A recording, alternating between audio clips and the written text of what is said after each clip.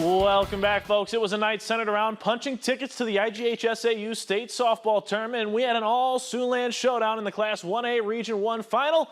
So let's check out who's going to head to Fort Dodge. It'll be either the 27-6 Newell-Fonda Mustangs or the undefeated Remsen St. Mary's Hawks. We'll pick things up in the top of the third. Bases loaded for the Stangs, but the Hawks get out of the jam here. Batter grounds out to the shortstop, and it's still scoreless.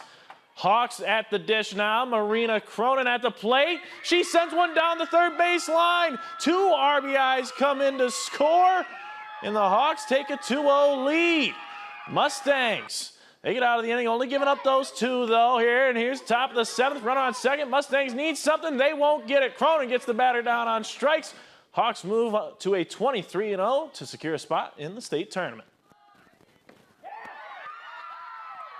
Well, as soon as I seen it get by the third baseman, I knew we were scoring 2 because Hallie was coming already because it was on the ground, and that was huge because I said 2 to 3 runs by either team would probably win it. It's a big deal for us because it's kind of like our last hurrah here at St. Mary's. It's really nice that we've been to state already because we know what to expect, and we know who's down there, we know how they play, we know how the umps are. It makes it easier for us to play and be on our A game.